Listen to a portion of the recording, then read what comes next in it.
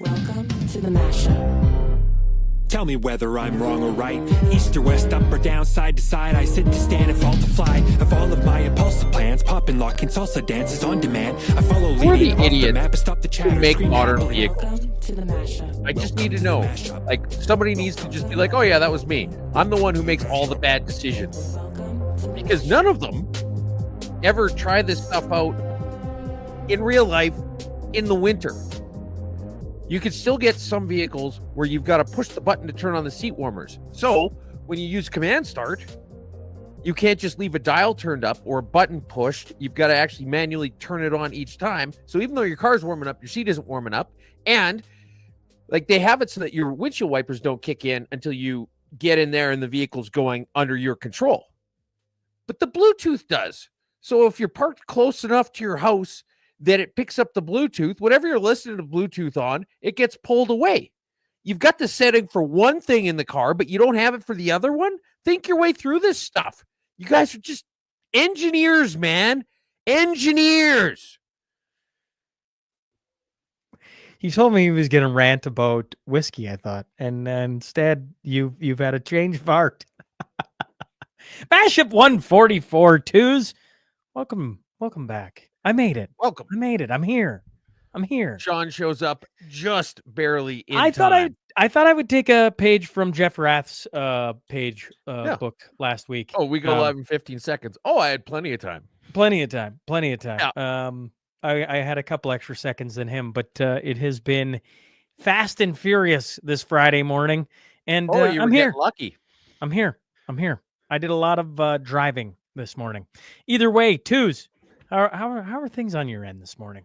Twos is doing well. Twos got a care package. Twos loves care packages. Well, Check this out. Welcome to Mashup 144. And what is it? What is this? 3 hats here. One of them's for Sean's ugly mug. I don't know if it'll go big enough, but we'll try. Mm-hmm. These are the infamous hats that the hat that I've been wearing for the past few months on the Mashup for the most part. They are actually available now. So link is going to be in the show description. But in the meantime, we have 2 to give away, 1 for Sean's big head and 2 to give away. And so Sean and I were talking about what we should do in terms of a giveaway for this. And what we came up with is anybody who wants to enter, just one entry per person, but you need to send a picture of a dick. It doesn't even have to be your dick to 587-217-8500. Please do not do this. Do not do this, folks. Do not listen to the thing Twos just said. Oh, why are you changing your mind? Oh my goodness. This was your idea. We try and run a respectable show here, and then Twos goes, no, do not send me dick pics to that number whatsoever. You're such a jackass. Oh my goodness. What do you actually want them to do here? Okay. So I raced all over this morning, and that's what we're starting with. Oh my goodness. Okay. I thought you'd have been happy. Oh, my phone just buzzed too. I'm like, don't. Somebody had it just on quick release. They got a quick release holster for their dick pics. Okay. All right. Everybody who comments on the live stream, whether it's on X, on Facebook, on YouTube, or whatever, if you comment, not as many comments, each comment isn't an entry, but everybody who comments will be entered in, and then we're going to announce that person at the next step, or those 2 people at the next episode. So you just get randomly entered. So Zane, for example, says morning to all mashers, and Twos is so bang on about apparently he's a pirate today, about them overpaid, underproducing engineers. So even though there was 2 comments there, he only gets 1 entry. Okay. All right. So you're going all right. Fair enough. There you go. And well, I guess we'll have to track. We'll announce on the next show who won. Yes. That we're gonna do. Yeah. All right. Yeah. All right. Okay. Yeah. Cool. And I guess you could also maybe just mention whoever has the prettiest pecker. All right. Kevin says, "How do you unsend a pic?" We got the best audience. Okay. All right, we got a full show here today. We're gonna bring on our first guest here momentarily. Before we do that, am I missing anything? We got Jamie Sinclair a little later on. He's already in the back. He beat us all here this morning. I'm told. He was the first. Well, I mean, classic Jamie. Like, if you're not the first one here, you're late. True. Well, happy Airborne Friday to all the military boys is what I was gonna throw out there. I've got the trailer for the Cornerstone Forum, but I haven't even had time to breathe this morning, so I haven't even looked at it. So it's gonna come out on Substack. I was gonna air it, and I'm like, we haven't even volume adjusted. The last time we tried doing this, all my phone read was like, turn that thing down. And so me too has talked about it. We haven't even had time to look at this thing. So that's going to come out on Substack. But we got a ton of things to get to today. How about we bring on Mike Holmes and talk about Injection of Truth, Healing Humanity. That's coming up March 3rd here in Calgary. And we'll bring on Mike Holmes to give us a little bit of background on Mike. How's it going, guys? I figured your phone would get flooded with like pictures of like Trudeau, Chrystia Freeland, Mark Carney when you said those type of dicks. So I thought those kind of dicks. Now that's clever. See, if somebody's done that, they might just win. All right, you just might win. Okay, I might rig it. They send me pictures of Trudeau with his Dumb and Dumber haircut. Well played, Mike. Well played. How's it going this morning? Try to keep it classy, Yes. Great. Thank you for having me on so that we can, start getting the things warmed up for the message to get out there. Because obviously it's same venue. And like you said, March 3rd. And here we go, right? Another bang up lineup of fantastic doctors that are going to come and bring some information. They're going to back it up. And of course, we invited the opposing side, as we always do. And I don't know why we say opposing side. How about just a difference of opinion? And nope, they don't want to have any of it. So we're going to go right back into trying to get information that's going to help Albertans. And it's grown. The Overton window has shifted. And as you probably know, like there's the downstream ripple effect from the first event played out really well. We had like 2.5 million touches from the first event on our websites. And we had like a full house, and I think there was like 18,000 viewership in that ballpark on the first event. So we're excited about this one, and we're trying to get the word out because now that the Overton window is shifting a bit and there's more people willing to talk about it, and the cognitive dissonance is starting to wear off in certain dynamics, especially with things that are going on down south with RFK and the confirmation hearings and the report that just got released. Yeah, Dr. Gary Davidson's report. Like, absolutely. So there's a perfect storm here. So we're hoping that your viewership has got, more conversations that they can have with people that they couldn't before. And so that they're willing to host parties, get the viewing passes, to try to put our arms lovingly around everyone and anyone who's sort of taking it on the chin with regards to this topic. And we've got like lots of progress report. If you go onto the website and you take a look at the Constituency Association sponsoring, we have way more. So, I mean, like that's active boards. So my hat's off to all of the boards that voted and supported the Injection of Truth, Healing Humanity program, because we have way more people for constituency associations that have shown interest in wanting to stand alongside Lougheed and Eric Bouchard and Daryl Comic and say, yeah, no, this is a conversation. This is a town hall for Albertans, put on by Albertans. And so, yeah. Here's hoping. I just tossed it in the comments, folks. If you're wanting to get tickets for it, I just put the link in there so that people can do that right from here. The other thing, probably before you get to any, who are the headliners this go around, Mike? Because you got some interesting people going to be in Calgary. Yeah. So some of our returning speakers are Dr. David Speaker. Here, I'll just make sure I get this right because I don't want to do anybody injustice. So we got David Speaker.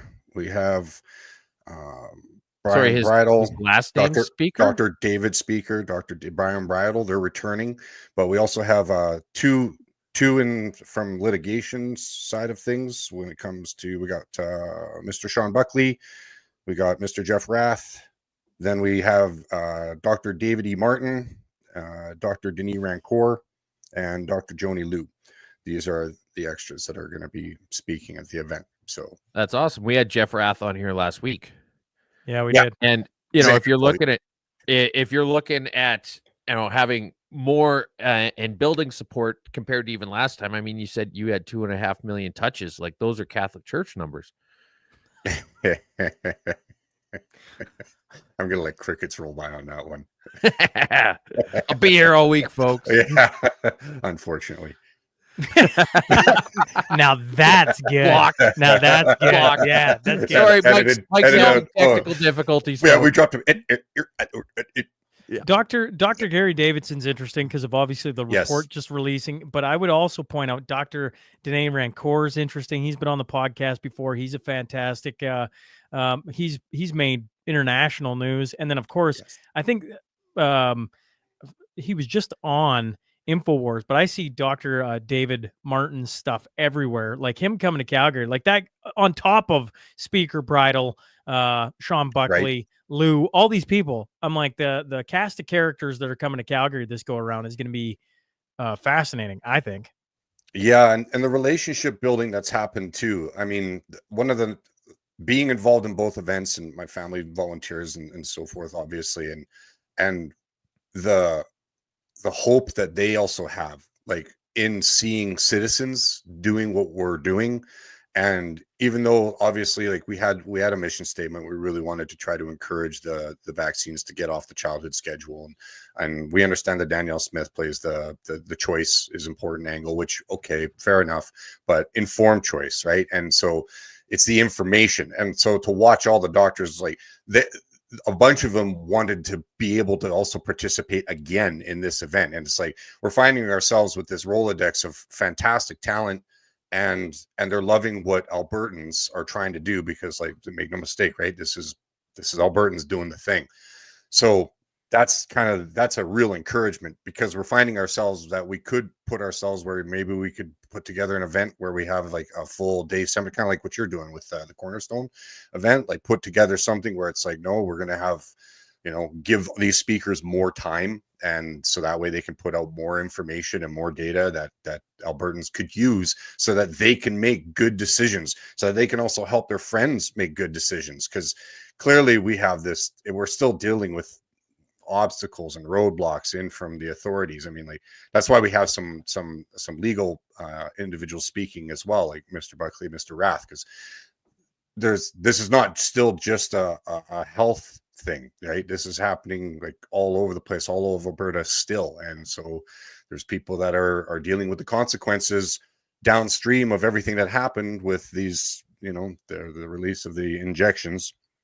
So yeah, like, we need to have our citizenry informed, so that we can properly, get on boards, go and put the pressure onto our MLAs, and then hopefully that also puts the pressure on our caucus, and we can get people healing, because we have a long road ahead of us, because we're still early in this. I mean, Denise Rancour's work, that's going to have a ripple effect downstream. I mean, we even have contact with like Kevin McKernan and Bhattacharya. I know he's going to be, running the NIH here right away. So it's like, these are people that are interested in what Alberta's doing and what's going on. And like, that's no small feat.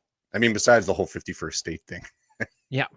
Now it's, where can people see it live? Well, I mean, they can stream it. So you get a streaming pass. So when you go onto the tickets, event? Yeah. But you can get your, like, you can attend the event, but we only have so many. I think we're in the 550 range for seats that can be sold. I feel like what Tuz is asking, what are you guys releasing the location on this one, Mike? Is it the same place? Same place. Same place. So people can go online, and the link I just sent, and you can buy tickets to attend in person. Yep. But as you point out, you only got 500, and last time it sold out before the event. Before the event. And with a lineup like that coming in, I have to assume it's not going to take long for it to disappear. And I might point out one of the things that always attracted me to the first one and is pulling me back in for the second one, and my hat's off to Calgary Lougheed, is this. I think this makes this unique, and could be wrong, and maybe you two can prove me wrong or tell me wrong, it's, I know the UCP and Danielle Smith at times are like, well, it's kind of this rogue constituency putting this on. But I mean, it's literally on the UCP Calgary Lougheed website. This is a government that's putting on the event, which I think is very unique compared to, I don't know, like, sure, I put on events, I'm not the government, right? Like this is the government trying to bring in some accountability, some transparency, and hopefully trying to bring in some different voices that we haven't heard from. Yeah, I feel like credit needs to be given where credit is due. I mean, one thing about politics, you can't make everybody happy, and so I get that. But I mean, if I'm not mistaken, it was Why would you Danielle that want to make asked anybody happy?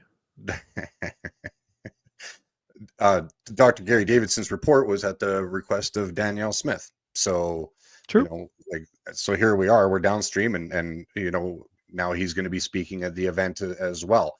And the board, obviously, the UCP board approves this. And then when you put up that website and you scroll down and you look at the co-sponsors, look at all those other constituencies that want to be affiliated with this event. They want to have, they want to show citizens that they're on board to have a town, to have the difficult conversations that we don't really feel is that difficult. It's difficult because anybody who understands what type of censorship and the mainstream media is basically, they obfuscate their responsibilities for just information.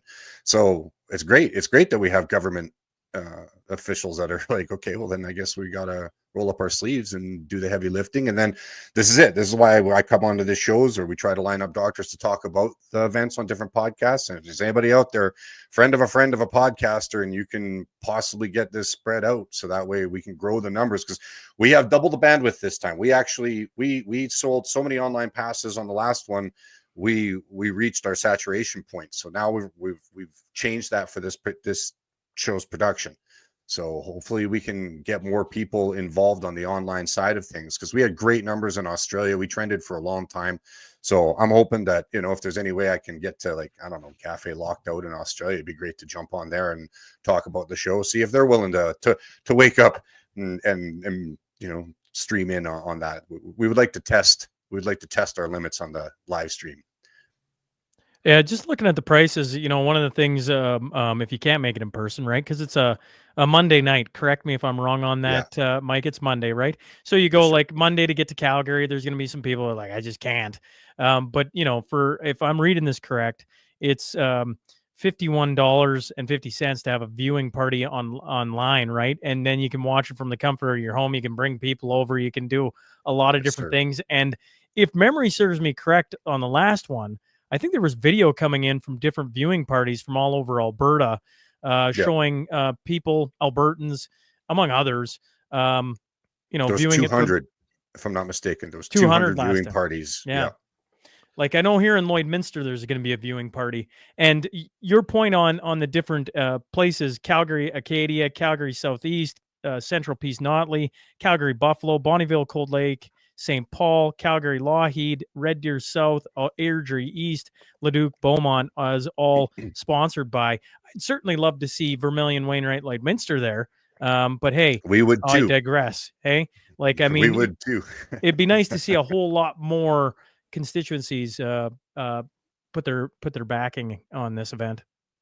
Yeah, and it doesn't necessarily mean like that. I think that's what's encouraging about all those constituencies that you just read, because I sit on a board. I sit on the Fish Creek Constituency Association board, and that decision for that sponsorship doesn't come top down MLA. That comes from the board of the constituencies putting a motion forward, everybody voting on it and feeling like, no, this is something that's important. Now, the MLA may or may not agree with their board, which that's fine. That's between the MLA and his staff and the board.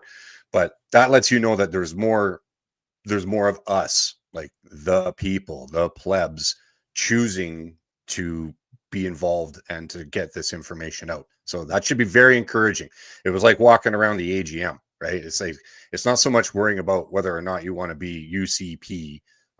This was about Albertans not sitting on couches, being involved actively and looking around and seeing that they are not the only ones, and we're just doing nothing but growing, right? That's why we know the Overton window shifting, because we also broke records at the AGM again, consecutive years, and even though it was a leadership, we're hoping that we can still keep that moving forward and then have as many, if not more, in Edmonton for the next AGM.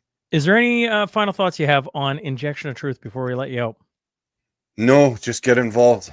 help us out. It helps with the costs, when getting all these doctors here and stuff like that. But otherwise, no, please, like this is for Albertans. So talk about it. And it doesn't have to be for Albertans, for the world. So if you got friends or people that are out of town or that are interested, or you even want to be like, hey, hashtag something's going on in Alberta. Again, we're not going away on this topic because it's doing nothing but growing. Like it's growing. We have a lot of unknowns that are still creeping up into our populace, and we're going to be needing to talk about this because how are we supposed to help each other? How are we supposed to help see if we can fix this? Like these are serious questions. So, and we're really early into this. So yeah, no, I appreciate the time, and hopefully I'll get to see you guys soon. And well, I'm going to see you March 3rd. You're hosting. Yeah, I'm back in the limelight, although I'll try and dance out of it as much as I can, push it towards the cast of characters you got showing up is going to be a lot of fun. There's a lot of brilliant minds going to be on that stage. So Mike, we'll see you here in a month, and hopefully some people buy some tickets and support it, live streams, etc. Thanks for hopping on with us this morning. Well, thank you very much. Thank you to all your listeners. Yeah, no, it's an honor.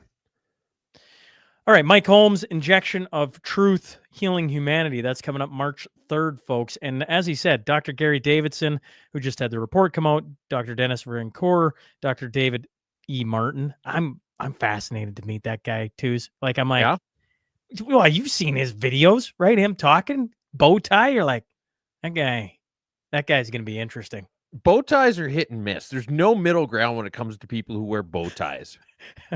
They're either like that, or sometimes Jordan Peterson, or they're Mark Holland.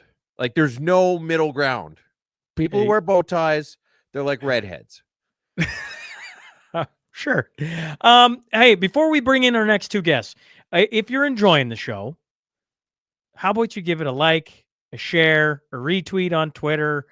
Yeah. Like, share, scribble a QR code on your desk at work. There you go. I knew Two's had something cooked up. And I personally like the rooster tattoo myself. And if you got here late, everybody who comments gets entered, not per comment, just per person. They get entered to win one of two of these hats. Winner will be chosen at random and declared next week. So you got to tune in next week too. All right, there you go. So, okay. Share away, folks, if you like it. All right, we're going to bring in two military boys, no strangers, Chuck Prodonick and Jim Sinclair. James, boys, how's it going? How's it going, gentlemen? Saskatchewan's got some nice racks. That's what she said. Hey, boys. Hey. Well, I mean, there's been a lot of different news this week, gents. Where we got talking earlier in the week and bringing you on was the Canadian border, the tariffs of 25%. And now we got a great for Team Canada. We're celebrating, and at least for 30 days. Your boys' thoughts on everything going on between Canada and the United States. Go ahead, Chuck. Oh, fuck. You're going to interrupt me as soon as I start. I was going to let you go.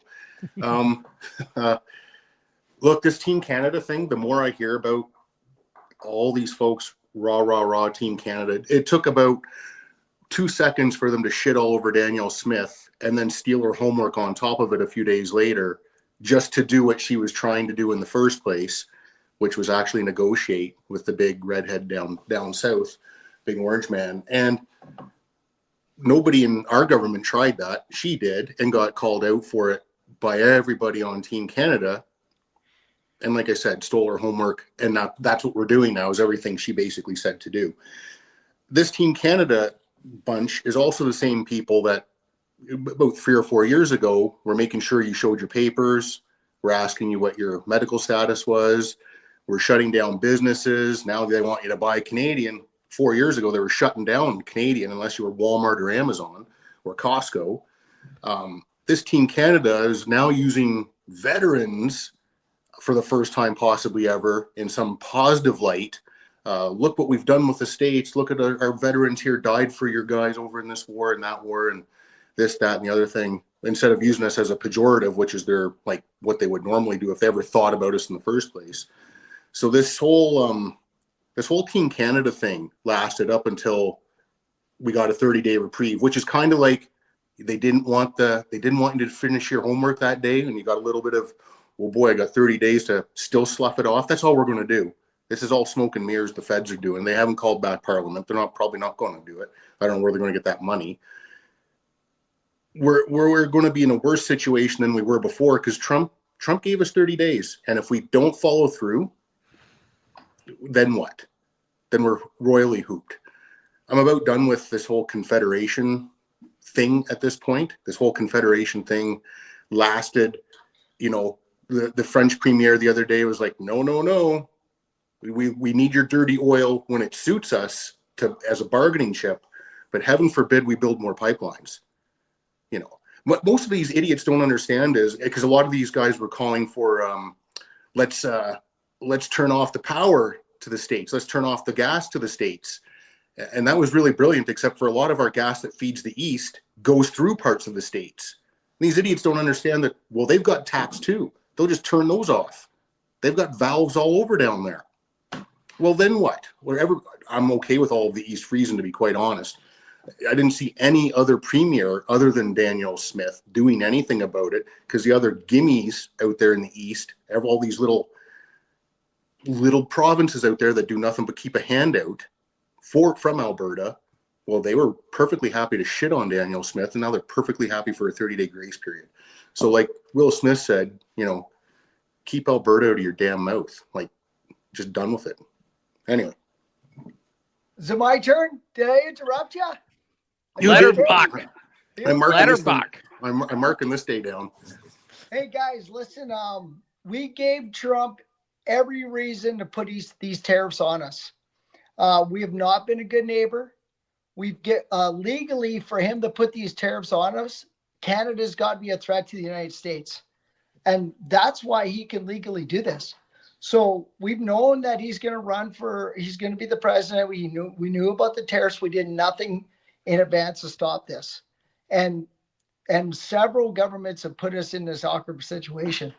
So China, they like every level of government in Canada, they're into it. The Chinese army was allowed to come to BC and they were supposed to go on a winter warfare exercise with the Canadian army. Like, who invites the number one adversary of the world next door to the United States and thinks that's cool? Chinese army was also allowed to tour all of our Air Force training facilities, take pictures of all the pilots, take pictures of all the equipment and airplanes. Like, who does that? We had 2 Chinese scientists working in Winnipeg in our biological warfare lab where once Trudeau lets it out, that's where COVID came from. And the United States knows that, but Trudeau's government's hiding it. They got it buried in a vault. It boggles my mind why we keep trying to blame Trump. If we clean up our mess and do what is needed to secure our country and not have an influence by all of our telecommunications are run by Chinese software, if we start taking care of our own stuff, when the States looks to the north, and the number one thing that we've got that they want is our northern gateway, and China's making a play for it. Like, they've announced that they're a near Arctic country. Like, they're not stupid. They want that, and the States is not going to let them have that. They got to fight with them down in Panama now to try and get that resolved. But Trump's got every reason to do what he's doing to us. So let's stop giving him a reason to embargo us. Let's get after all the stuff that clean up our government and all the trade of the fentanyl and all that shit. Guard our borders. What we should have been doing from the beginning. Like, and here's the other thing. Why aren't we looking at our Commonwealth partners? Like, we went and fought for England, World War I, World War II. We lost hundreds of thousands of people. It declined our population as a nation. If we didn't lose those men in those wars, our country would be like 40 or 50 million people. We lost a lot of men, which reduced our population. We did that for the Commonwealth. Where are they now? Where's England now to support us when we're being tariffed? Where's New Zealand? Where's Australia? Where's the 4 or 5 different African nations that are part of the Commonwealth? Where are they standing up on our side right now? So, hey, we're in this alone. Let's not start looking and crying and complaining about what he's doing. Let's fix our own country. It's going to make us stronger. And if it doesn't make us stronger, We separate. We take Manitoba, all the Arctic, and we take BC, Alberta, and Saskatchewan, and Top we half of become a Western BC. nation. We need BC for the ports. Top half of BC. Top half. And guess what? When Trump's negotiating with Greenland, let's be at the table. Let's get Greenland part of our nation, and give them a big stake of it.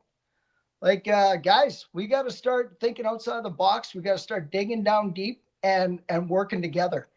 And hey, let's get rid of all these trade barriers in between provinces. Let's start kicking the can around and fuck Quebec. They don't want our oil because they don't have the right refinery. We'll start fucking building the right refinery. It's happening. And if you don't want to be part of it, we'll lay the fucking pipeline in the St. Lawrence Seaway right to Newfoundland if we have to. Like, we don't need fucking Quebec's permission. So apparently we do. No, fuck them. No, here's the thing is we've been the ones paying the mortgage on this house for a long ass time. And the fact that you don't have more people speaking up when the perennial recipients of equalization spout off stupid ass opinions that are going to be to the detriment of the economy. Mm-hmm. You got like Nova Scotia should not have a say in what the fuck's going on right now. You want to have a say? You can either A, bring your economy up to the point where you're not getting handouts all the time, or B, just bow out of equalization. You say, look, I don't support anything positive economically, including the gains that you're receiving from developing your resources. We don't want to develop ours. That's fine. You want to live with that ban on fracking? That's cool. All that money that fracking makes, you should put a ban on that as well. And Yep. Poilievre saying he's not going to make any significant changes to equalization. It's bullshit. Again, all the Conservatives care about is just trying to get the votes in Ontario. And they take like these, we all know that they're going to sweep Alberta, that they're going to sweep Saskatchewan. So they don't give a shit. Why should they care about trying to represent these people? They're going to put their time and effort towards doing things at our detriment so that they can win more votes in Ontario. So we don't actually have any elected representatives in Western Canada. Yeah. When push comes to shove, they all represent Toronto.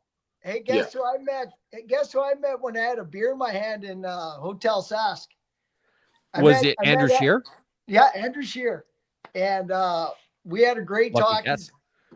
I had a great talk, but I said, hey, listen, voting for Conservative is like fucking the definition of insanity. We keep doing the same fucking thing and nothing changes. Like, unless Poilievre gives us a say or some power out west when he's in power, it's over. Like Canada didn't go and fight and die for this bullshit. If any soldier had a crystal ball before he got on the boat to go World War I, World War II, he wouldn't have got on the fucking boat. I guarantee you that. And Chuck, what's your feelings on that? Yeah, it's this state of our country right now, like you said at the beginning, is the result of several governments' bullshit, not just these liberals, although the liberals have intentionally devolved our country and eroded our country. They made it every effort to get us to where we are, which is completely broken. Well, they've been in power the longest. They have, but the Conservatives, like you said too, though, they're not blameless in all of this. They know they need Ontario's votes to get in, so they pander to those Muppets. It's brutal because that Toronto area basically decides the fate of Canada one way or the other. Anyway, no, I don't think, looking back on my own career, if I thought the country was going to wind up this way, sure, I like fighting, so I probably might have gone anyway, but I probably would have. But to see the state of this thing, I always get this on Twitter or in person. I'll get somebody say, well, how can you be against Confederation now? You went, aren't you, you're basically a treasonous traitor and all this. I'm like, no, I went and did the business for a country I thought I grew up in that was what it was supposed to be. And we're not that country anymore. The country changed. I didn't change. The country is not the country I grew up in, or you boys grew up in, or not even what my kids grew up in.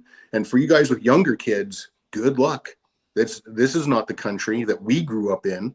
And I mean that on every socioeconomic level. We're not there anymore. So you know what? If Confederation has left us, I'm more than happy to leave it. So, hey, Goddamn right. great point about your feelings for fighting, Chuck. If you don't mind, I just want to throw mine in there. I was privileged enough. One of my commanding officers was actually in Afghanistan when the Russians pulled out.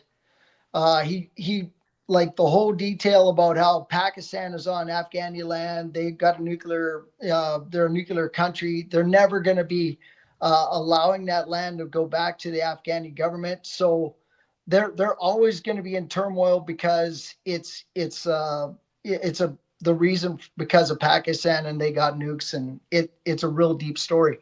But the reason why I went to Afghanistan, we gave kids a right to be educated, and for 20 years we got good people out of that country, and I hope the fuck they move to a nice place like Canada or wherever and they live in peace. But that was my reason for fighting in Afghanistan, is that, we gave people hope and we gave them a chance to get out of there. There was no threat that Afghanistan was going to take over our country in my mind. But in my mind, it was for the kids to have a chance in life. And that really means a lot to me. And that was my reason for fighting. And I would go fight. I'd go fight for those same reasons right now. So that's and guess who was on the radio in Regina today? Rick Hillier. And nice. He says he's not getting back into politics because his wife would kill him. What should happen is that he should be brought back into the military and the fucking and get him, doing shit for Canada with securing the border and getting our Arctic under control. That guy's he's amazing. He would do a lot for us. I'm not sure, but I feel like reinstate some of these old Cold War guys. I feel like Chuck is right on the verge of disagreeing with you, and I want to hear this. Chuck heavily disagrees. I want to hear all about this. A lot of veterans love to just coddle Hillier's balls and he's this end all be all and this that. Look, he's a fucking politician. He was a politician when he visited us in Afghanistan. He lied to our faces at the Red Devil Inn about several major things.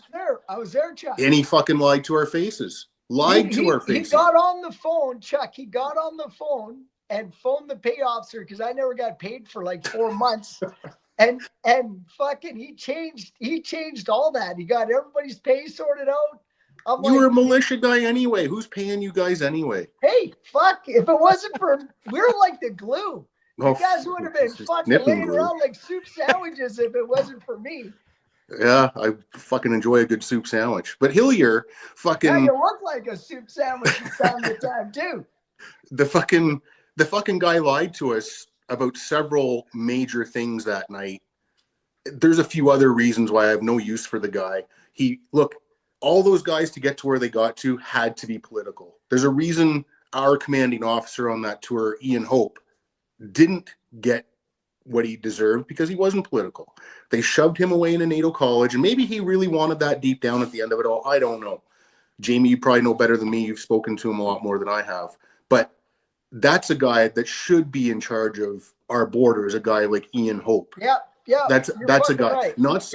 Because all Hillier's going to do is he's going to put on the cute accent there, hey, bye, and oh, hey there, bye, and all this bullshit, bye. And he's going to be a political dude on TV because that's what he likes to do.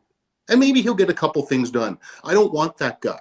I want the Hope guy. I want Colonel Hope. Let's just stop right there because we can't throw fists at each other over the phone. I love the guy. You don't like him. We both got our reasons. But I will agree upon guys like Hope. We got to start bringing these guys back. We got to and get some common sense back in our military and help the government make right decisions. And we need guys like that, like Eddie Staniowski, another great commander. Jim, you guys got 72% obesity rate in the Canadian military right now. You got tampons in the men's bathroom. Yeah. How are you going to pull this thing back? You got to line the fat people up on the border. Fire everybody. You need fewer of them. If all the fat people go to the border, you don't need as many. No, the next morning you bring back the old guys like Chuck and I, and it's like, all right, fucking PT test. This is the proper push-up. This is the proper chin-up. Go. And you start with the PT test. Whoever can pass, all right, now we'll fucking retrain you so you're not a fucking woke son of, like Which chin do they need to pull up? up to, though, Jim? What's that? Which of their chins do they need to pull up to? Right. That's right. It's going to take a generation to fix the military. It's so broken. It will take at least a generation to unfuck it right now. Well, we got to start. You have to start. Oh, I agree. There are some good people still there. There will always be some good people there that are there for the right reasons. I feel horrible for them. Jamie and I went through the decade of darkness in the 90s where it was bad, really bad. But this is like intentionally destructive. Okay, but I mean, there are some upsides to it. When you got 73% obesity in our armed forces, that means that we're going to be spending more money on fuel in the Air Force, which will help us meet our NATO commitments. Oh. Yeah. No, there's lots of ways to fix it. There's some pretty bright minds out there, but I say fire everybody that believes in woke shit, and just start fresh. And we have possibly the next prime minister of Canada, guys, saying the United States is battling woke. And what did Carney say? We're inclusive, something along that line. He's basically gonna he's pretty much in line to be the next prime minister of Canada, and that's perfect. Honestly, Mark Carney, I haven't officially endorsed any Liberal candidates, but I'm this close to officially endorsing Mark Carney. You've got a guy whose wife was bitching that their living allowance in England was only 30,000 pounds a month, which is like 3 of our armed forces people. And probably. And so you've got this guy who's had a silver spoon up his ass. He's got 3 different passports. Remember that whole hullabaloo with Mark Scheer or Andrew Scheer, where they're like, I mean, does he have conflicting interests? You know, they gave Elizabeth May a pass because she's a dual citizen with the U.S., but Andrew Scheer, it's a big deal. And now Mark Carney's got 50% more, and I haven't heard a peep about that. No. He's been going off with the exact same shit that Trudeau has been opining about for years. This is exactly the kind of person I want running the Liberal Party. Yeah. I mean, he'll sink it further, if anything, which is fine, which is perfectly fine. And this Ruby chick, like, how is she not a conservative? Or is she just mouthing all the right stuff? Who knows? But she's actually more conservative than some conservatives. I don't get it. Well, that's not saying much in Canada. It is. It's not. It really isn't. But look, I think if this tariff thing has done anything, and Jamie alluded to this earlier, it's going to force Canada to either fix itself and become unfucked or completely shatter it. I'm good with either. Fix it or shatter absolutely. it. Yeah. And you know, it's funny. Like the big pushback. Nenshi was pretty famous for this, being like, "Oh, well, we only seized 10 pounds of fentanyl last year," and you're like, "That's because nobody's looking at what happens in the border." Yeah, it'd be like if you had no refs in the NHL and you'd say, well, what's the issue? It's not like there's any penalties being called. There's no penalties being called. And you're like, that's because there's no refs. And now here, just in the past week, bear with me a sec here, guys. We've got BC investigating significant prescribed opioid diversion. This is just this week. These situations are dynamic. 1 dead, 9 detained in separate border incursions in Alberta. BC investigating. Oh, sorry, that's in there twice. Anita Anand says she thinks that we can turn around these trade barriers in 1 month. Border guard found guilty in drug smuggling scheme. That's a few years ago. Sorry, I lied about that one. The Trump tariff, that's just idiocy. Criminal charges for fentanyl traffickers being dropped because the prosecutors can't get their poop in a group. 400,000 worth of fentanyl, rifles, and swords seized in Edmonton bust. Swords. Fucking swords. All right? Indians. That's it. That's exactly it. This is just this past week. Yeah. So here's the thing about fentanyl, and I'm sure people are becoming a little more educated on it. It's not just their, some black sheep of the family that's addicted to it at this point. But I didn't know anything about it till I was in corrections, and there was a staff member there. And all this goofs in jail, like half of them are on fentanyl or meth or some other, they're all on something. But in the jail? They'll sneak it in. They put it in their prison wallet and it gets in. But so this fentanyl thing. When you say prison wallet, I assume you mean butt. Yep. Okay. All right. Way up there. But anyway. How would you know, Chuck? Do you got the longest fingers on the team? Yeah. It's like you trying to pull calves in the spring. That's how you got the job, looking for the newspaper. Looking for somebody with long fingers to work at corrections. Small hands and long fingers. Very thick fingers. It was a hell of a job. But anyway. I think my fingers look small or big too. You just got to put them closer and farther away. It's like the fish, right? It's like that fish. But there was a guard. You might see that with some of your picks there later. But there was it happened to multiple staff members where you'd be doing a cell search, and one of the things you do is flick a book, whatever book the squid has in the cell, to look for blades, to look for contraband, whatever. They hide razor blades in them. They hide whatever in books. Well, a speck, and I mean a speck of fentanyl hit this woman's skin and dropped her. I mean, it didn't like make her woozy and then she walked around. It dropped her. She damn near died. And this has happened multiple times. You never see anything going on in corrections in Canada because it's essentially hidden news. They don't report. I worked in corrections damn near 10 years. I'm shocked at the stuff that doesn't get reported.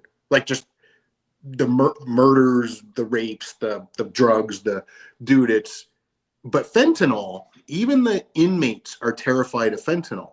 But what they'll do is they'll put it in, there's numerous ways that they can get it into their cannabis products, like they do with their meth and everything else. We're like, how are you still selling weed? Like well, because we just lace it with everything and then they're hooked. It's like, oh, okay. So this fentanyl thing, like 10 pounds, that'll kill a couple 100,000 people, if not more, in the wrong hands. It's a biological weapon. It's not really, people think of it as a drug. It's a biological fucking weapon from China, is what it is. Well, Chuck, just hang chemical on. weapon. Just to back up on that, it is a biological weapon, and the Mossad, I don't know if Israel invented it first, but they used it back in the 70s to kill one of the Palestinian or whoever they were fighting with at that time. Everybody. They would use it in like a Coke can and have the Coke can pressurized, and then as the person they want to kill would walk by, they would open it up, it'd spray on them. The fentanyl would sink into the skin. But fentanyl does have a drug that counteracts it. Like the guy almost died. It was a big, like the actual assassination attempt failed, but the guy almost died. They had to give him the antidote just so they could all get out of Jordan and shit like that. But fentanyl was designed as a biological weapon, and whoever made it, I know it wouldn't have been China back in the 70s, but the Israelis would use it for assassinating people. It's a deadly drug. And, strangely enough, they're finding it at the border this week. Like, people are finding it 40 pounds. Like, it's a miracle that they couldn't find it last week. So when you say 50 pounds, right? Everyone's like, oh, 50 pounds. That isn't a big deal. That'll kill a couple million people. That would kill a couple million people. Yeah. So when Trump's all upset about fentanyl, and we're all like, oh, what's the big deal? It's like, folks, well, yeah, I mean, it's only going to kill a few million people. And then they're saying, oh, well, you know what? Mexico is way worse. Mexico, they've got so much more than us. Well, you know why? Because we actually manufactured here, because we have harbors in BC that let it come in. They manufacture it here. Then they ship it down to Mexico. They're bringing it in from both sides, but it's being produced here in Canada because China's got the best foothold to do that shit here without anybody catching them. Mm-hmm. Like that's why Trump's pissed off. Like, stop giving him excuses, and he's not going to fuck with us. Sorry, go Chuck. I was going to say, fentanyl is not like cocaine where you do stack some lines and fucking hammer away at it. And how would you know that, Chuck? I've lived a little, and fentanyl, it takes just particles of fentanyl on your skin, and you're done. You breathe that shit in, you're done. Like, good luck, unless there's a trauma team right there. And thankfully, in the jail, there's nurses everywhere, and a couple doctors, and there's trauma kits and stuff. But out in the world, you come in contact with that, you're done. Chuck and Jamie, before we let you out of here, I'm just curious, like you guys been around the military, you've been in corrections, you've been on and a part of things that are, most of us have no inkling on, right? Like when you see Trump doing his song and dance about the tariffs on Mexico and Canada, you know, and once upon a time when he got shot in the head, and me and you, or I guess the three of us talked that day because I was like, oh my God, like when you look at him jockeying his position in North America right now, lots of people are just writing it off like, yeah, it's not a big deal. It's Trump being Trump. Trump's just doing his same song and dance. What do you guys see? Those people are idiots. So Trump has 4 years. His clock is minus 4 years at this point. So when you're already, he doesn't have to go for a re-election. He's just going to drain the swamp and solidify America's position in the world. And that means starting with his neighbors. He started with us. He hasn't hammered Russia and China. He hasn't gone after the bigger players. He kind of has put the feelers out and said what he's going to do, but he actually came after his neighbors first. Smart. Well, no, he put 10% tariff on China already. He did. And that's huge. That's billions of dollars. That's a big hit on China. It is. But what I'm saying is he didn't come and turn to us 4 or 5 months down the road and say, well, boys, we got to clean up your shit. The first thing he did, damn near the first thing he did, was say, you two idiots north and south of us are going to fix your shit or we're going to tariff you into the ground. And hey, Chuck, I'm interrupting you now because for 5 months he campaigned on tariffing. Tariffing China, Canada, and Mexico. We were warned. We knew this in the when he started campaigning. We knew. We weren't fucking prepared for him to win. Like like to bitch and moan about it now and say, oh, we didn't know. Fuck you. We knew in the summer when he was campaigning what he was going to do. And guess what? We're not prepared for it. So we got to start fucking getting prepared. You guys are assuming that their level of preparation isn't exactly where they want to be. Of course, they got caught flat-footed because then it becomes a major crisis. And then the Liberals get to manufacture that crisis into an external enemy that we can all rally Canadians behind. Team Canada. Maybe this is their plan. Maybe this is their plan. They sent Rachel Notley down there. Of course, this is their fucking plan, Jamie. No. Hey, listen to this. So Trump, yes, he's got 4 years, but he's got a situation in Panama where he can't get his warships through to protect the United States on the east or west side of the country. And we're like a fire sale up here in Canada right now. We could fall apart at any moment. Like this, that's the reality of where our country's at. And Trump's like, fuck, I'm gonna get it for pennies on the dollar. He's trying to tell us to fucking sell out for cheaper taxes. So he's just fishing right now. Somebody might fucking bite on that, but the real goal of the United States, if we like it or not, they want to control our Arctic. They want to control who goes up and back and forth there. It's been like that for years. They would never allow us to have nuclear subs to patrol underneath our own Arctic polar cap because they didn't want subs crashing underneath there when they're playing cat and mouse with the Russians. So now that it's melting, we got to get in there. We got to control what's happening in the Arctic. And we got to make a partnership with Greenland so that we can do it together and benefit the greatest out of it all. We don't want China doing it. They've already tried that play. We don't want the states to control it. We got to control it. So we just got to fucking figure out this election, get through it, and get working as Canadians. We've done it in World War I. We did it in World War II. We can do it again. And yes, fucking maybe Poilievre is saying shit to get elected. But that's for him to, once he gets in there, to change it and make it fucking give the West a voice and start doing things that's right for the entire country. He's already said he's not going to fix equalization. He's not. Yeah, he can lie too. He's a fucking politician. He can be lying about it. That's Western Canada's big hope right now, is that the guy who's the incumbent prime minister was actually lying when he said that he was going to stop fucking us over for the big voter base. That's our big hope that we're going to rest Confederation on. Well, no, here's the thing. Like, I don't know. Did you see secession? Actually, it wouldn't even be secession. We'd be kicking out the rest of Canada. Well, yeah, because if we pay the mortgage, it's our fucking house. Mm-hmm. All right. Did you see that video with Jordan Peterson the other day?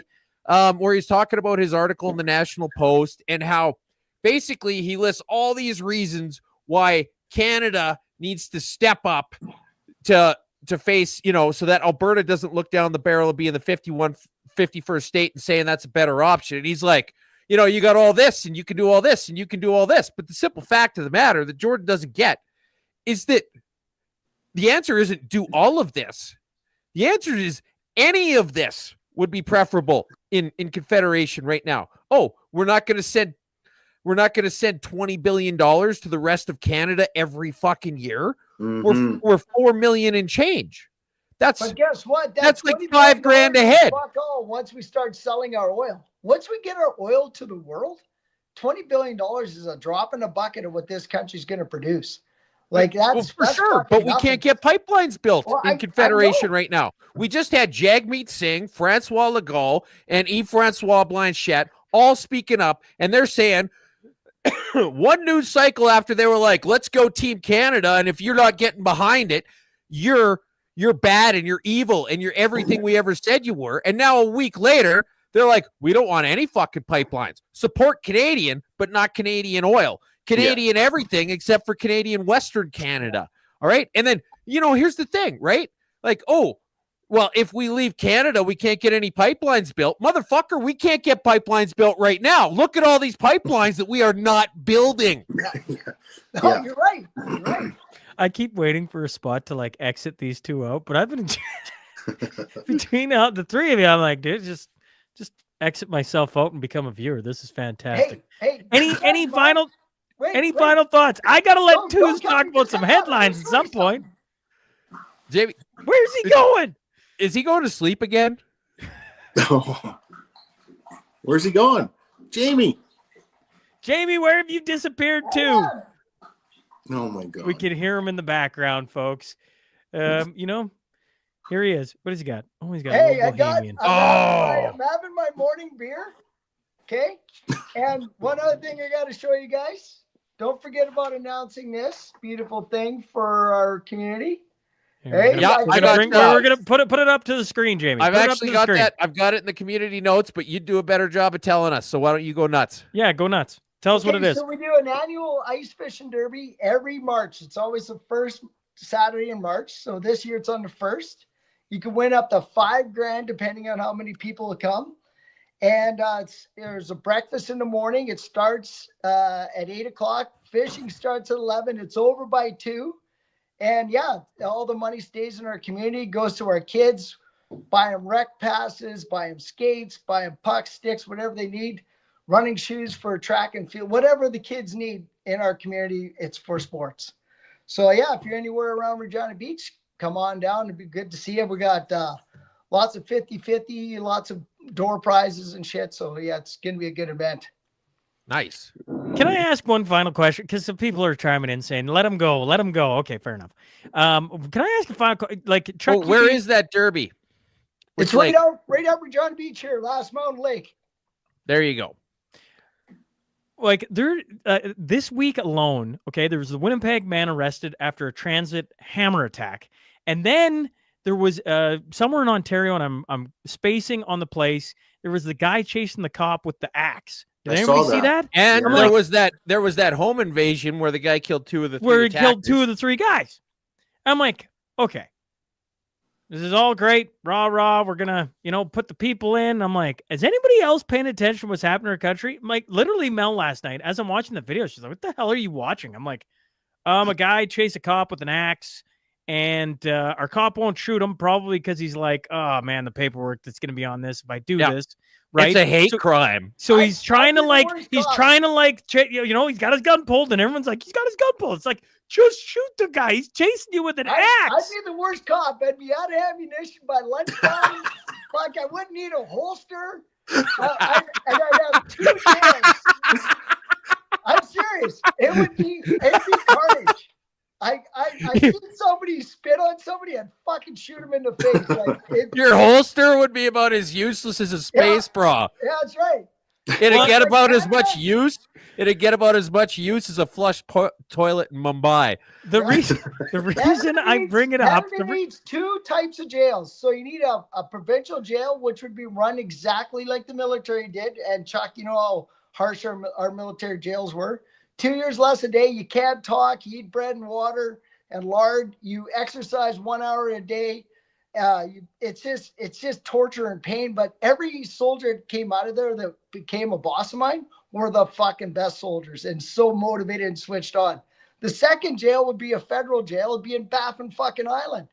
So you're deterring people right off the hop. Hey, don't fuck around, because they're not fucking around. When you go to jail, you're not gonna like it, and that's what we got to get back to. So like, actually, I was just gonna say that's probably a great idea with the whole Baffin Island thing, because it would get rid of. I mean, we've covered a few times on the mashup where people keep escaping. Like if you have it on Baffin Island, you don't even need walls. No, and the jail would be run by the inmates. I seen it in Africa when I was working in Africa. The jails are run by the inmates. They push in like a cart full of food like once a week, and then they close the gate, and then the inmates they sort it out, and they stay.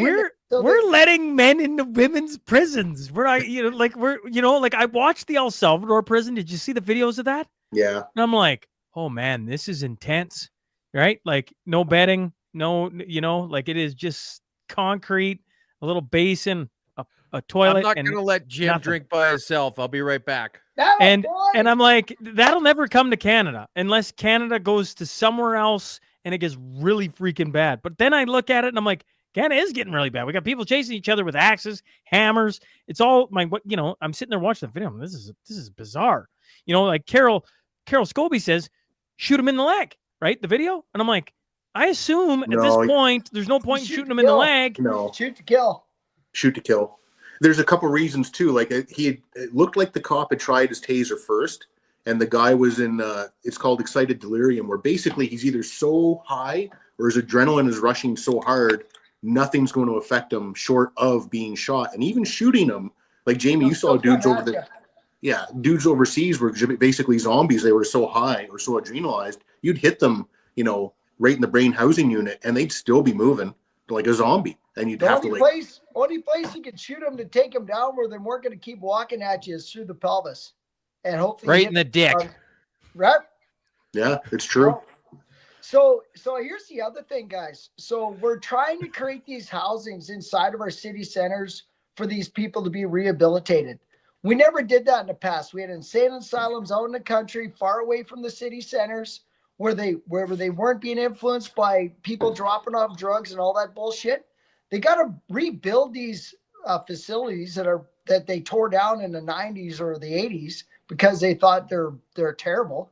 Well, now look, we got all our fucking mentally insane people walking the streets where they need a place to go and be rehabilitated and then brought back into society slowly.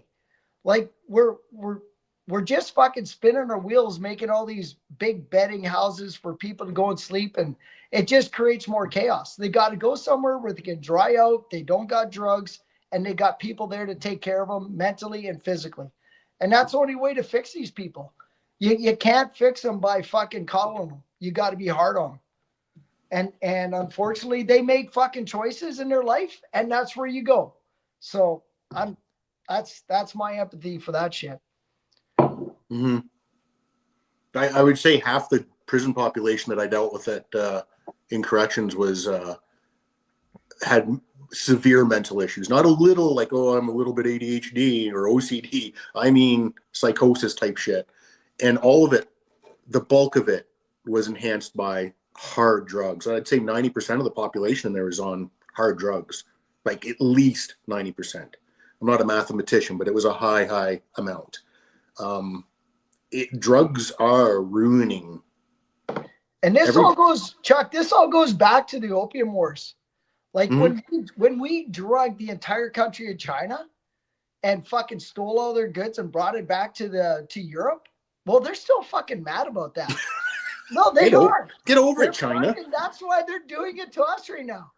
Like they're fucking like we almost destroyed their country by drugging everybody with heroin we got out of Pakistan and Afghanistan back in the day, just so we could steal all honestly, Jim, I thought when all this stuff of fentanyl came out, I'm like, this sounds eerily like the opium wars. So I'm glad you bring it up, because to me, this has been done in different versions, and you two would know that probably firsthand, I would think. Maybe not being a part of the opium wars. I don't mean that, but just like drugs on the on a scale of how it's used in different warfare tactics. You know what China's doing? Know what China's doing in Afghanistan now? So Afghanistan has actually created a law where you're not allowed to grow opium anymore. Only certain people can. Now that opium is your high-end stuff that people spend a lot of money for. And the other thing they're doing is they're gone to fentanyl. So the trade route for opium has been well established through the Afghani mule trade. So now instead of trading just high-end opium that is a premium for people to buy, they're spreading fentanyl throughout Europe and Africa and everywhere else through their trade routes that have been established for years, right? So, China's not just supplying Canada with this stuff to build; they're actually doing it in Afghanistan, right, where the Taliban are willingly do it for them. Gents, that's fucked up. Appreciate you hopping on and doing this. It's never a dull moment Absolutely. when Chuck and Jamie up the Johns. Yes. Thanks, Jets, for hopping on. Happy Airborne Friday to all the boys out there watching. Red Devils, hooah. See you, boys. See ya. I don't know, I fucking love those guys, man. If you're new to the show, that's Chuck and Jamie. They've been in the military a long time. Well, I guess they're both retired now, but certainly a little bit of a military roundtable on the mashup here on 144. I didn't know how to shut them down. I'm like, how do I? You don't really even have to. Yeah. Do you want to talk some headlines? Do you want to talk some headlines quick? You got 9 minutes, Twos. Do you even want to talk anything? We just wrap it up. I got 9 minutes. All right. Okay. Let's talk about this whole trade war thing and how dumb everybody's been this week. You see it. Yeah. Michelle says, "Are you guys tired now?" I'm tired now. I can appreciate that. Great show once again. Thank you. We're not done yet. Everybody's waiting for two. Everybody's waiting for twos to go full twos, aren't they? I don't know. There's got to be something that you're all right. fired up about. This had me absolutely fired up. So this started off with, okay, so look, we get it. Whiskey makes you stupid. And if you ever need proof, just look at what's been going on this past week. And when it comes to stupidity, Canadian politicians struggle to find the bottom like they're Mick Jagger on Trudeau's mom in the 70s.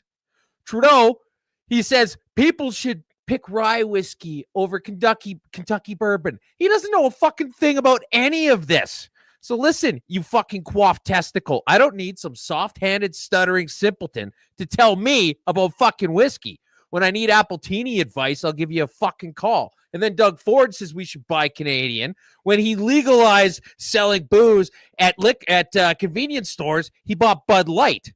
And I don't give a rat's ass what the fuck some geometrically perfect sphere thinks about any of this. And then David Eby, even worse. He says BC's taking American booze off the shelves, but not just any American booze, just the ones that came from the red states, because he wants to reward people who voted for fucking Kamala. Figure your shit out. Now, all of a sudden, you get a bunch of dumb-ass Yanks running their idiot mouths on Twitter about rye whiskey and how bourbon is better. It's the corn. It's the corn that makes it gooder. It's got what plants crave. Listen, you fuck sticks. You just don't know this, but rye is better. I haven't seen the red, white, and blue this late to the party since we were all fighting Hitler. And now you're going to shit talk rye whiskey, my rye whiskey? Buckle your ass up, because you just landed on planet Find Out in the fuck around galaxy. Your beer sucks. Everyone knows it. It's weaker than a California arm wrestling contest, and it's got worse taste than Elton John on psilocybin. Canada has a dairy cartel. Well, guess what? The U.S. has a corn cartel. The U.S. does everything it can to make sure there's way more demand in their domestic markets for corn than any sane country would ever have. And when it comes to whiskey, they're absolutely right, because they're out of their fucking minds. See, here's the thing. I get it. You guys just elected Trump. You got Elon and Doge running around slashing funding and regulations and stupid jobs all over the place. America, fuck yeah. No more red tape or black holes. Guess what, fuck sticks? Bourbon is required by U.S. law to be 51% corn mash. The reason why your whiskey tastes the way it does is because of the fucking government. So you want to put your money where your mouth is? Drop the regulation. Make American whiskey great again. And then, when it happens, let's see how much corn mash actually gets used when people aren't forced to by the fucking law. Let's see what it tastes like once the Department of Government Efficiency takes the shackles off the free market. I'll tell you what's going to happen. It's going to have a lot more fucking rye in it and a lot less fucking corn, and it's not going to taste like fucking swamp ass. So until then, you should just sit there quietly and just sip your fucking swamp ass whiskey and leave talking about fucking delectable beverages to the people who know what they're saying. Yeah, I got a little fucking mad when I saw that this week. It is kind of funny that Premier Ford literally is seen buying alcohol, right? Woo, we're gonna do this, and he picks up Bud Light of all things. Yep. Bud Light. Oh, absolutely. The guy's an idiot. But there's plenty of other stuff that happened this week. It's just that we kind of forgot about it. Yeah. Well, Minister Guilbeault cut Parks Canada Fire Management budget 23% a year before Jasper burned. Yeah. So and then they tried hiding it. Yes. And then it only came out through access to information. We got the ad blocker running, but this is about the booing. Yeah. The booing at hockey games. Yeah. Ottawa Senators got booed. Obviously, they booed the American National Anthem, and then a whole bunch of things happened on Twitter. Everybody's mad and whatever. And then they went to... It happened in Calgary. And then they went to Nashville, and they got the Canadian National Anthem got booed as well. Yeah. Well, when it happened in Ottawa, and then it also happened at a Raptors game, I'm like, you know, people are talking about it on Twitter, and I'm like, you can't confuse Ottawa and Toronto with Canada because they're two completely different places. And then, lo and behold, it happened in goddamn Calgary. Like, you guys are just embarrassing yourselves, and us, you suck. Stop doing that. Nobody likes it. Nobody likes you when you're going to be that fucking guy. All right. We already talked about that. David Eby, believe it or not, the NDP are not a serious party. 10 days after the election, Dave Eby rewarded a VP from Stratcom, Trevor McKenzie Smith, and a company owned by BC NDP insider Mike McGee with a no-bid taxpayer-funded contract for business intelligence, two of them totaling just shy of $100,000. Trump has made women's sports great again. Oh, man. This right here, April Hutchinson, CTV News asked her to do an interview about the real Donald Trump, I guess Donald Trump, banning transgender women from sports. And she replied, "You mean men from women's sports?" I then asked them to send me the questions ahead of time so I'm prepared. And will it be live or edited? Crickets, no response. Was it something I said? Yeah. And here's the article CTV came out with. Trump to sign executive order barring transgender female athletes from competing. No, it's barred them from competing against women. There's some very important context you need to do. You need to actually finish the sentence to accurately reflect what in the fuck is going on. Karina Gold looks like she's not going to be able to make the fundraising requirements for the Liberal Party in time. Let's talk about this guy. Okay, you want to rally on, or you want to talk about healthcare. 20 weeks between referral and seeing a specialist. 10 more weeks for the colonoscopy that discovered his cancer. By then, it's too late. That's the state of healthcare here in Canada. And I was just talking to a friend, and I'm like, "Where the heck are you?" He's like, "Oh, I'm at the dentist." I'm like, "Oh, okay. Well, let's meet up later." He's like, No, I'm at the dentist down in the States." I'm like, "Why?" He's like, "Oh, haven't you been to anything Canada lately?" I'm like, "Yeah, fair We enough." literally had bread lines. Remember Soviet Russia back in the day when people would wait in lines to get loaves of bread that were made with progressively more and more sawdust to fill them out? Because when the government controlled it, they couldn't figure their shit out, and then everybody went hungry. Well, in Canada, we have our government in charge of healthcare. And then you've got a guy who waits 30 fucking weeks for a terminal cancer diagnosis. Well, it was just a regular cancer diagnosis, but by the time it came out, it was terminal. And all he needed to do was just get somebody in the Department of Corrections to look up his butt and see what's up there. And they would have found the cancer and maybe could have done something. But now he's going to fucking die because of our fucking healthcare system. Barely a month from the Liberal leadership selection, candidate Chrystia Freeland's campaign is suggesting the entry fee for the party has been so set too high, and candidate Karina Gold, has warned supporters she might not make it past the next deposit deadline. The entry fee for the leadership race is $350,000. Twos. Yeah. Well, I mean, this whole thing from the start has been set up. I know it's been set up to help Mark Carney win. I know. Mean, you've got a guy. But can you imagine? I feel like if I know we wouldn't. I know they wouldn't let us in, but can you imagine if the mashup twos could have ran? We could have made the $350,000. We could have ran a GoFundMe, had that thing flooded, and had twos as the next prime minister of Canada just for an hour, just for a day to stand on the floor. And that's the thing about it, is you're only going to be prime minister for a day. Right.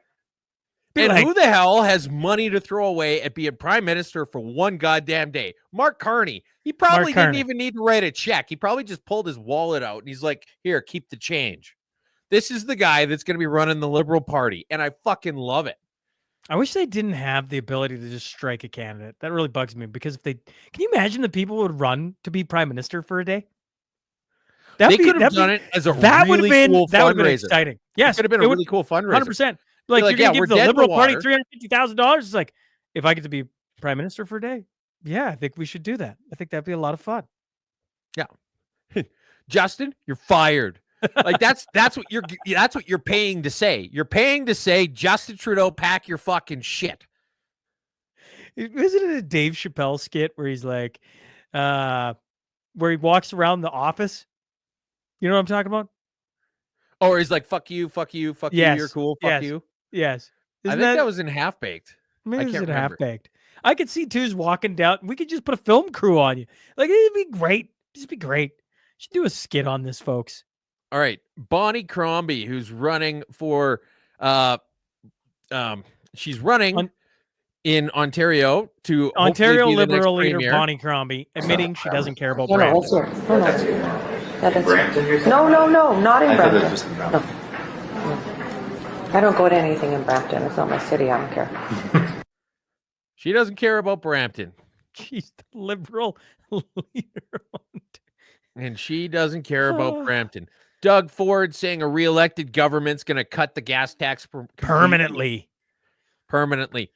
Why don't you just fucking cut it right now? Do you know somebody? Maybe you could make a phone call, talk to somebody in charge. Doug Ford, Premier of Alberta. Is there any way that you could possibly do this sooner? Too simple. No, they don't want to do that. That's the thing. They always got to dangle the carrots. Fix the problem and run on your track record, and maybe people might get behind it. All right. Mark Carney is apparently getting confidential information reports and using it to do press conferences, which is interesting because that should be illegal. Probably is illegal. Probably is illegal. He's basically being presented as the de facto prime minister already. This is interesting. So Elon Musk, Wall Street Journal was reporting about how banks are now selling Twitter loans at 97 cents on the dollar, which basically means that there's absolutely no going that the going concern is not an issue at all. But it's okay. So net margins increased from 13% to 46%, even though revenue shrunk by half, which is impressive on its own. But realize that for a tech company, the reason why tech companies are so lucrative and why everybody jumps at the chance to give them these insane valuations is because your cost of goods sold is almost nothing. Once you set up the infrastructure, it basically just the added people is free money. So your fixed costs and your variable costs. Your fixed costs are what it costs to keep the lights on and to keep that place where your server room is or where your store is or whatever else and pay your overhead. And then your variable costs are what it costs to add each new customer. and you really don't have it. It costs you basically the same amount to have 1 million subscribers as it does to have 1 billion subscribers. And that's why people love this. And that's why it's especially interesting that their net margins, even though gross revenue decreased by half, their net margins tripled, which is just insane. So David Cochran, CBC, power and politics guy. He actually said something interesting. Well, he was right on the cusp of saying something really interesting is basically what happened. He was complaining about how all of these liberal leaders are going on U.S. television to talk about their campaign runs and to talk about what's going on in Canada. And he doesn't quite put it together that they're going there because that's where the people are. And despite the fact that these same idiots who we were just talking about a little while ago saying you need to support local, you need to support Canadian, why aren't the people telling us we need to support Canadian supporting Canadian media? And it's just an interesting question that just the synopsis is just a little bit too big in that shiny, bald, idiot fuckstick head of his. And he doesn't quite manage to put it together. The Office of the Superintendent of Bankruptcy ringing the alarm bell by reporting the highest annual count of Canadians insolvency in 15 years is happening. Now, the craziest part of this is that Canada, I mean, it's not crazy when you look at it, but as a concept, the idea that a country would have somebody, let alone an entire team of people with dedicated real estate and computers and office space and all of this shit, that is the Office of the Superintendent of Bankruptcy. That's how many people are going broke in this fucking country right now. This one's crazy. Did you see this one? Yes, I can't stop crying. Jurors tearful. 911 call from a 90-year-old rape victim, which they didn't believe her at the time. They thought it was dementia. Turns out, wait, she was telling the truth. She's dead now, but she was telling the truth. This is back in 2021, I think, if I read it correctly. Yeah, and this is just getting fucking figured out now. Basically, they just said, you're crazy, go home. And this woman was in an assisted living facility. Some guy broke in, hid in her closet, waited a while, and then jumped out and raped her. And it wasn't until basically her family came down from Edmonton, and it was this whole fucking thing. And then they were finally like, okay, yeah, maybe we'll look into this. Yeah. Trump to keep less than 300 U.S. aid staff, cutting more than 10,000 jobs. Have you seen all the stuff coming out about U.S. aid lately? Man, the U.S. aid thing is like, I don't know, almost beyond shocking. I'm curious to see all the ties that it has to Canada. Actually, I'm waiting to see that they were funding the Liberal Party, for Pete's sake. Well, I mean, they were funding pretty much everybody. And so the international fund section on Canada.ca went down as all this USAID stuff was coming out.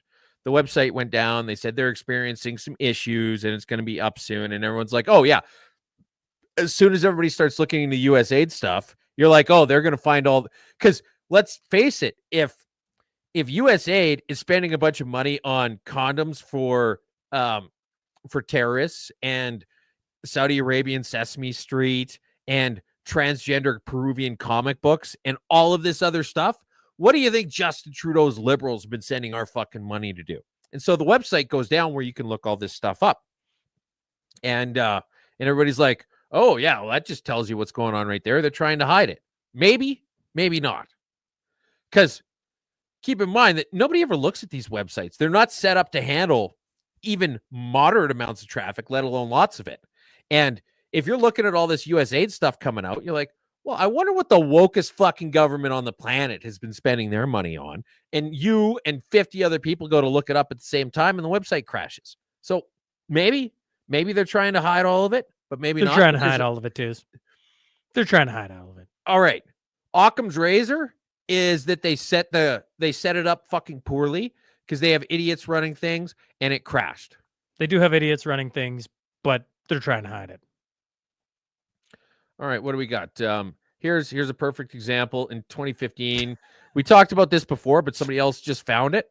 In 2015, the Canadian government spent nearly $20 million in Africa to teach people not to poop on the beach. So there you got that. Some co-vindication. Purelator loses court challenge after it fired unvaccinated employees. Yeah, that's pretty good. I know one of the guys that was on that. So on the legal side of that. And that's pretty good. I mean, the co-vindication keeps coming, week after week. Does. And hopefully, I go back to the start of the show with the injection of truth. Hopefully that's well received here in Alberta, because there's going to be some interesting folks talking on that one. Full stop. Yep. Okay. Now we're getting into the goofy shit. Science Museum self-guided tour accuses Lego of being anti-LGBTQ as interlocking ridiculous bricks reinforce heterosexuality as the norm. This is the dumbest. It's ridiculous. Bricks reinforce the heterosexual norm. God, burn this paper down. Well, they're talking about it. They're not talking about how awesome it is. This is talking about how. No, I know. No, I understand. Sorry, I'm just saying, this is stupid. This is stupid, twos. Everybody should know this is stupid. Lego pieces, they aren't heterosexual. It's not like you've got a male piece and a female piece. You've got a piece with something sticking out on one end and a hole on the other end. So technically, Lego should be gay, if anything else. Democratic activist Olivia Juliana is threatening to go on a hunger strike until U.S. aid is restored. She said that she is down 50 pounds because she can't afford to eat in Trump's economy. Now, this came out 2 days ago, December 5th, and Trump was inaugurated January 20th. So there were 16 days that Trump had been in power that this woman claims to have lost 50 pounds. I'm just going to go out on a limb and say that if you can lose 50 pounds in 6 days just on decreased calorie intake, you're probably pretty fucking huge. Mark Garrettson, Liberal MP, says 90% of gun crimes in Ontario are linked to weapons from the USA. Maybe Trump should appoint a gun czar. So this goes to everything we've been talking about every time there's a gun control discussion. It's not the farmers, it's not the sportsmen, it's not the trap shooters, it's not the hunters, it's the fucking criminals. Because nobody is going to smuggle an over-under trap gun into Canada. Nobody's going to smuggle in a 30-06 so they get drawn during mule deer season. This is what's happening, and he's just admitting it because he thinks he's scoring points. But let's admit it. This is probably one of the dumbest people we've ever had in Canadian politics. And we've had liberals for the past 9 years. Wyatt Claypool, he says the liberals are the party against common sense. He's quoted a guy, or shown a tweet of a guy saying, "I don't want a PM who thinks the answer to Canada's problems is common sense." Yeah. So, I mean, that tells you everything. You need to say anything else? And that's almost as ridiculous as the next one. Beyonce wins Grammy for Best Country Album. Yeah. I don't know what to add to that. Other than what in the actual fuck. I never listened to the whole album, but Mrs. Twos had a couple of her songs when it just came out, and I'm like, what the fuck is this? And apparently that won a Grammy. Country. Best album Country music album of the year. Yeah, I'm really looking forward to her winning the Stanley Cup this spring. Medical examiner reverses suicide ruling in 2011, death of Philadelphia teacher Ellen Greenberg. Okay, hold the phone here. A medical examiner who said the 2011 death of a Philadelphia teacher found with 20 stab wounds was a homicide, then reversed himself and to say suicide. Now admits the case is something other than a suicide. You think? Yeah.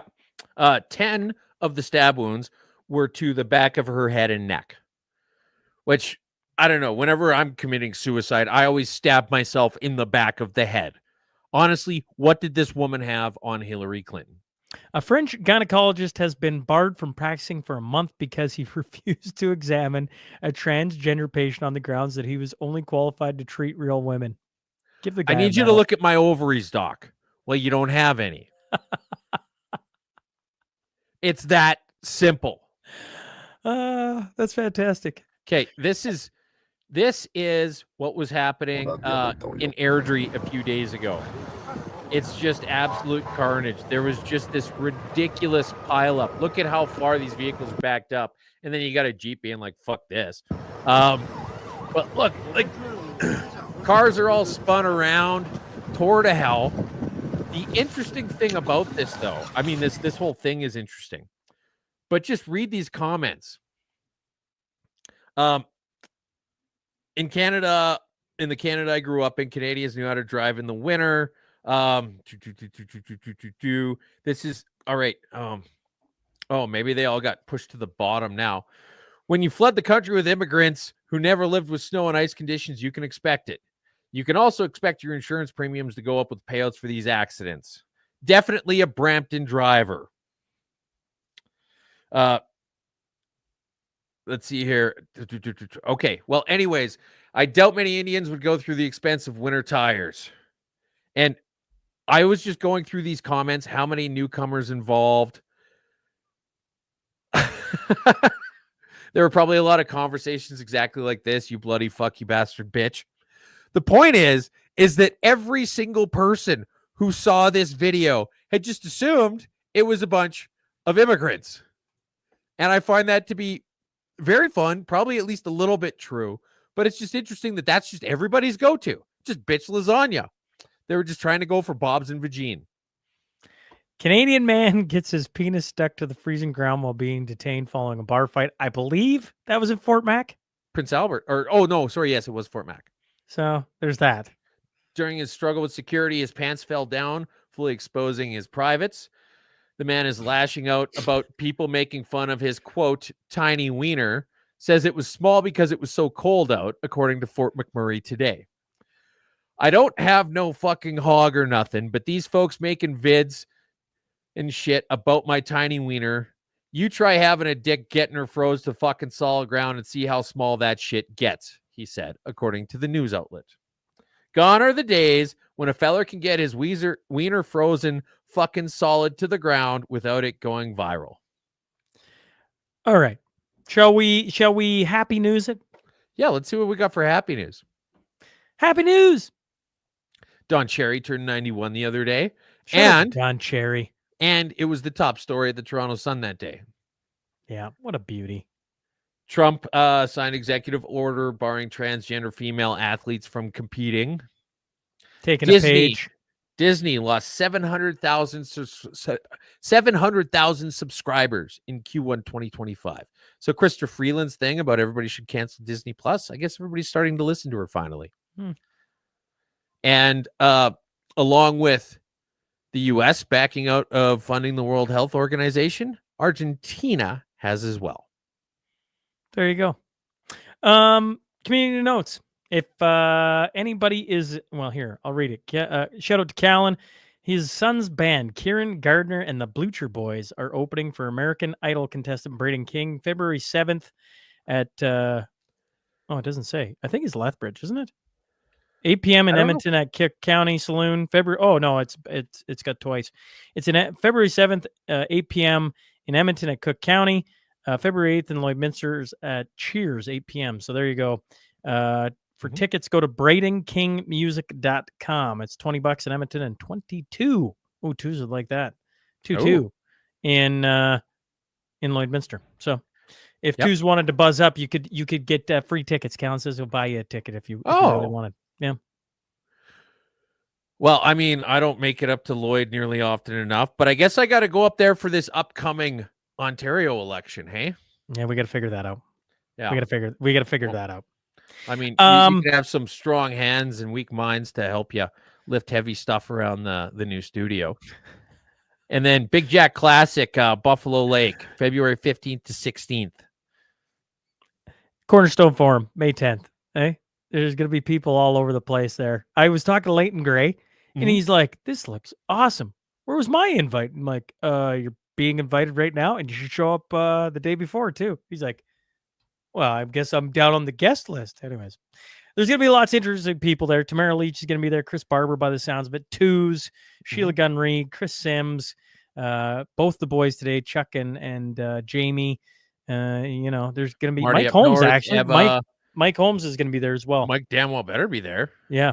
So there's going to be a whole group of people there. 144. We went long today, but I felt like, what are you going to do with the military boys? I mean, it's way too much fun having them on. They got such interesting absolutely. insights. They get in that two-way range of intellectual discourse, and they just go for center mass every single time.